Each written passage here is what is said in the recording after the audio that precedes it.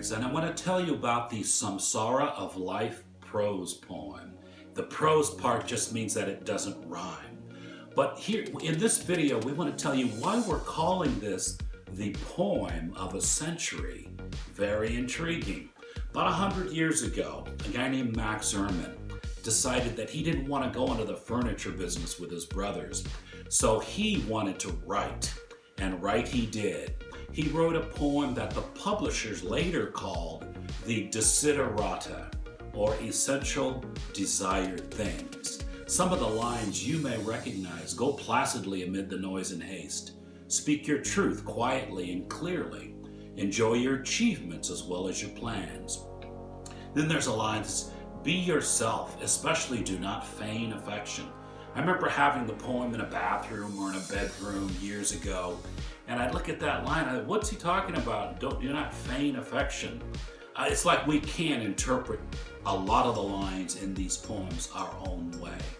Another one was, nurture strength of spirit to shield you in sudden misfortune.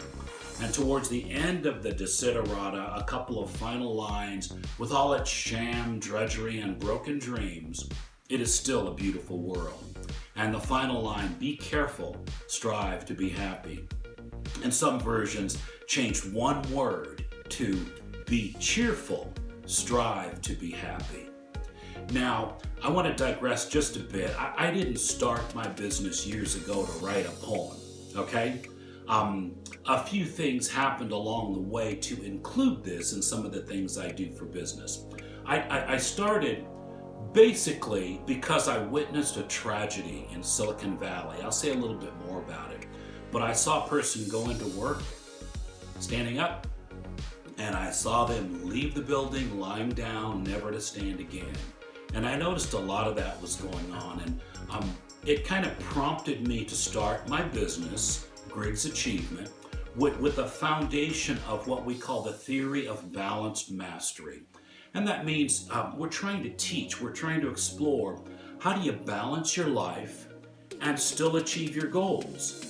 How do you be a fully functioning human that has all the sides kind of combined, instead of being a single focused kind of person on whatever it is? We've seen over and over that single focused people end up having a little trouble in life, and they end up self-reporting that they're not very happy with their lifestyle, with their accomplishments, things like that. And so it kind of boils down to, what is your priority? Is it building a lifestyle worth living, or is it beaucoup bucks in the bank? Now, I want both. I want to have a good lifestyle, and I want to have the money it takes, but we're talking about that focus that just consumes people, especially if it's a single focus. So I learned something early on. Back in Silicon Valley, I left National Semiconductor and Intel Corporation, and I thought, geez, they're gonna all run to me with my theory of balanced mastery. No. What I found is survival comes first and specializing is next. So I had to add some of the regular courses that most consultants teach. I used to call them commodity courses until some of my buddies in the business says, Rick, don't say commodity courses. So they're essential, they're foundational courses like communication, supervision, assertiveness, team dynamics, the kind of foundations that most organizations should have for their leaders especially, and their people. We had courses like, we still do, negotiating skills, public speaking, stress management. Those are kind of the foundation, and then we put the balanced mastery on top of that. We also came up with some simulations that would help teams look at their own team dynamics. So a simulation is it's a contrived situation that's well designed over years and years, and the team has to complete a project and then analyze how they reacted to each other. So our 5 simulations are cutting the Gordian knot that deals with communication and leadership. The Guns of Navarone deals with chaos and confusion. Da Vinci's brushes highlights how the maestro gets a message across, communicates the mission and the vision and the values of the organization. The fourth simulation is called The Confidence of Napoleon, and it deals with how confidence goes up and down, how you can build confidence individually and as a team, how you can build charisma individually and as a team. And finally, the last of our 5 simulations is a special one because it gets kind of emotional. It's called Trust and the Trojan Horse, and it visibly demonstrates how trust can be raised in an organization and how trust can plummet within that same organization or that same team. Those 5 simulations. So to bring it back around, this samsara of life that we're talking about right now is a little slice of the balanced mastery, or that theory of working on your balance and still achieving your goals. This samsara of life is a slice of that. So let's talk more about Max Ehrmann's copyright issues.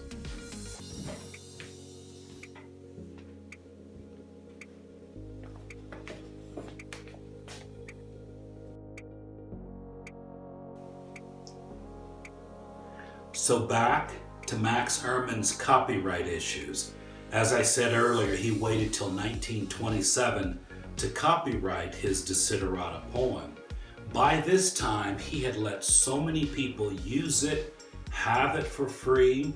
He allowed one person to make loads of copies and take it over to Europe and hand the poem out to soldiers. What this did was it plagued his descendants with misunderstandings as far as the ownership of the poem, with copyright infringements and court battles. But for decades, people thought this poem was found in Old St. Paul's Church in 1692. Any of you that have followed this poem, the Desiderata, will have probably heard about that story. Well, it kind of gives you a warm feeling in your chest, makes the hair on the back of your neck kind of stand up. It's like the imagery of them opening an old chest in the attic or the basement of the church and finding the Desiderata and thinking it was 1692 when it was written. Turns out, at Old St. Paul's Church in Baltimore, Maryland, they had a Sunday service and they wanted to use the poem, so they printed it on the church's letterhead. The church was founded in 1692, so somebody got a little cross-eyed and said the Desiderata was written and found in Old St. Paul's. No, but the poem took off. I mean, it was printed on posters, coffee mugs, on blankets, billboards, murals, notepads. It went everywhere. It was published in Reader's Digest and other national magazines. And I guess the point we're trying to make is we revere these works of art by geniuses. And we're saying maybe there's room for something else that continues the inspiration, continues the motivation, continues maybe the eye-opening effect of what some of these other poems have done. One of the great ones I love is called Invictus by William Ernest Henley.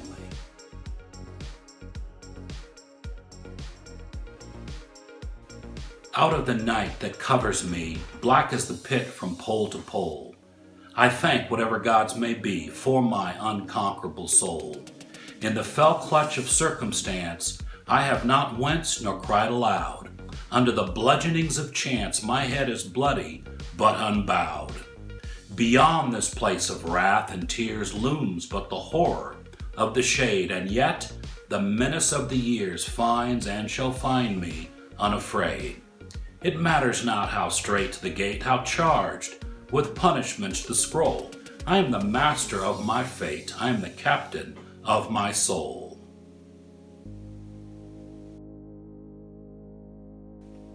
Another wonderful poem is called The Heights by Henry Wadsworth Longfellow.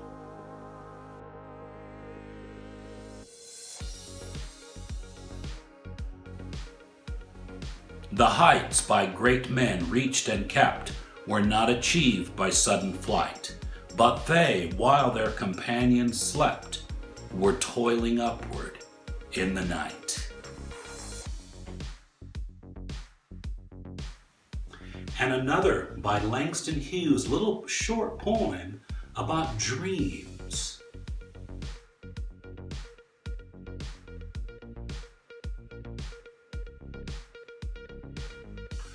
Hold fast to dreams, for if dreams die, life is a broken-winged bird that cannot fly.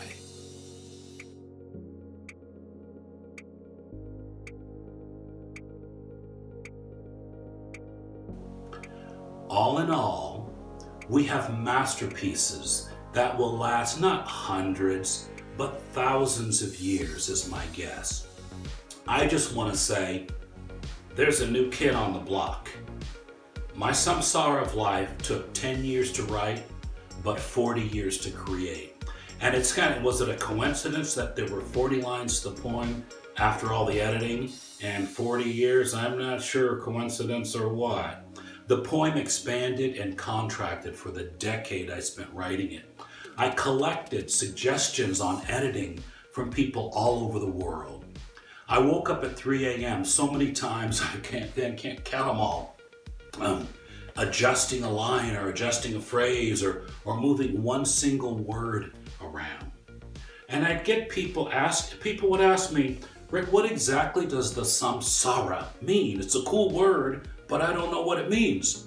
Well, honestly, I didn't know completely, because every time I looked it up in Buddhist writings, Hindu writings, or Indian traditions, or going from the original Sanskrit, they kept saying different things, but they usually said a similar kind of theme that was not real encouraging. It was, you're born, you do stuff in your life, and you die.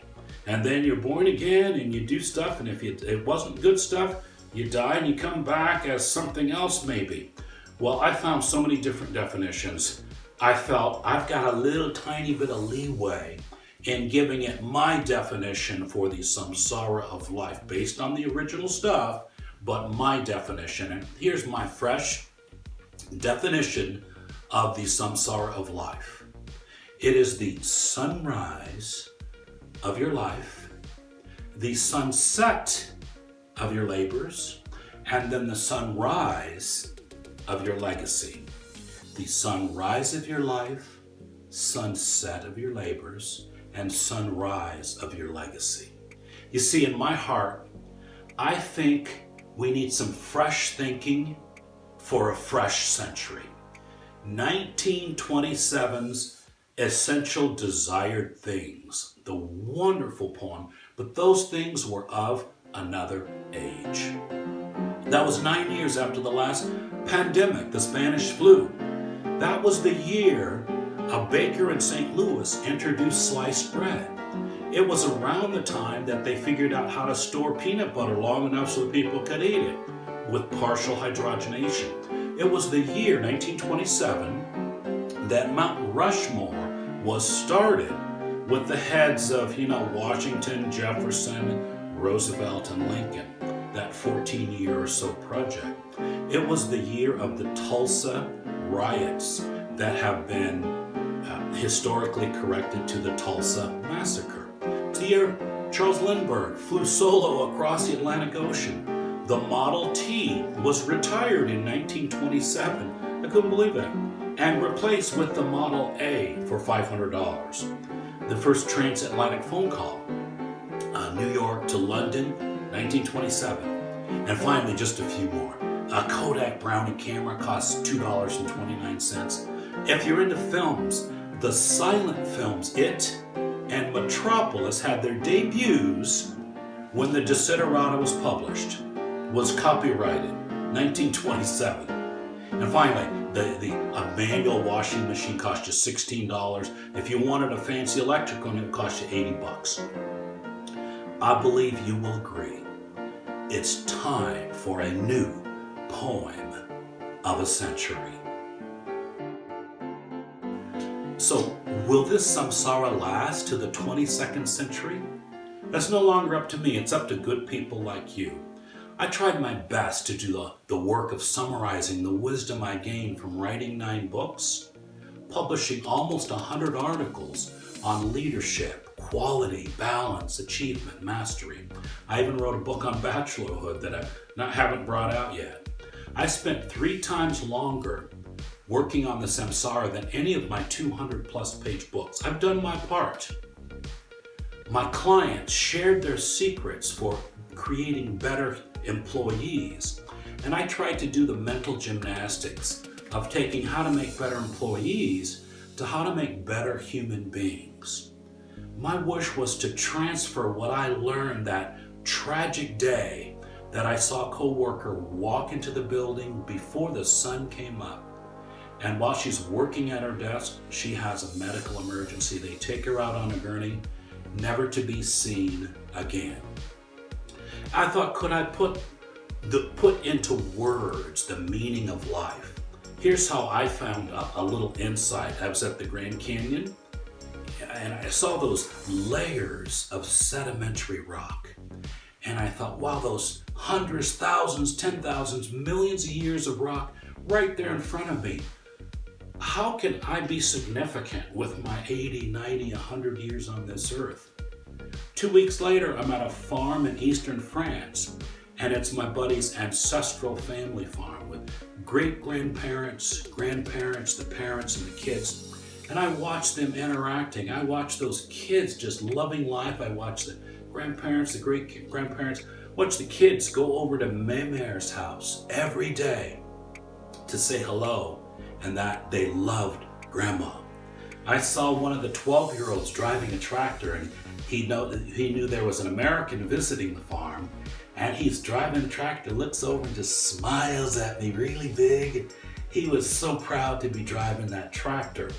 And I learned, for me, the meaning of life is to find your place in history and to live it well. Now, for me, that was a life changer. I'm just hoping that that same life changer can change lives for the next 100 years. But, oh, the arrogance. Some people will say, wow, it takes some balls for that guy to say he's written a poem, the best poem in 100 years. That's not what we're saying. That's the arrogance of a critic who doesn't listen for meaning, or who they take an out of context quote and pounces upon it. No. Stay with me while I tell you the truth about the samsara of life.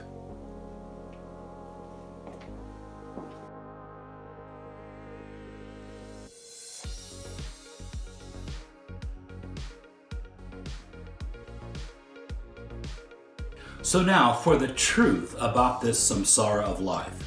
It was written to be useful for a century. It was penned for you, your kids, and your grandkids. It was designed for the greatest generation, all the way over to the OK boomers. It was crafted for the millennials, over to the unnamed XX, YY, and ZZ generations to come. That's the poem of a century I'm talking about.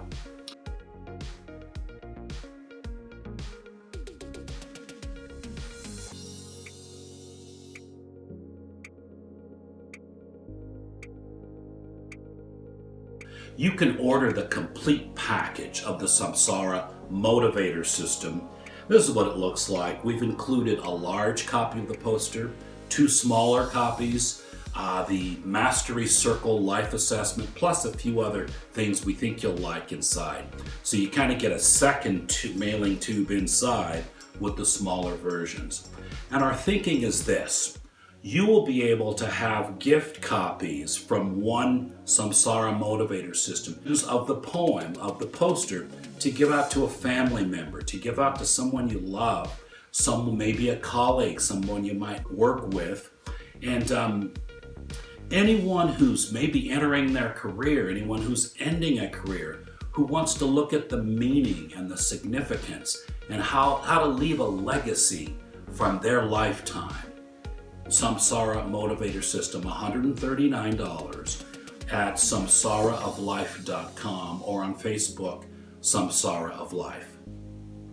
Now that you know, I want you to have some fun. I'd like you to look up our favorite line series in the Samsara program, where we filmed people. We brought some into the studio.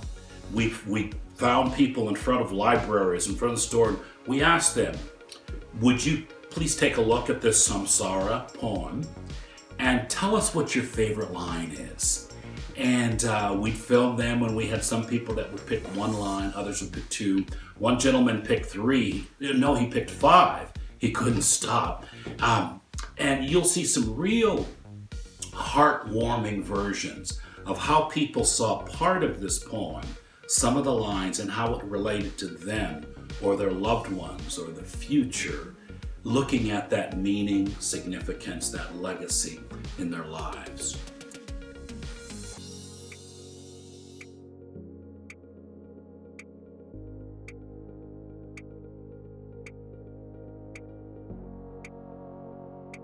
Finally, I'm going to ask that you carefully read your poster or one you might get down the road as you pair it with some music, maybe Stanley Meyer's Cavatina or Herbie Hancock's Maiden Voyage. And pour yourself a bourbon or a glass of Samsara white wine as you read your copy of the new poem of a century. Thank you.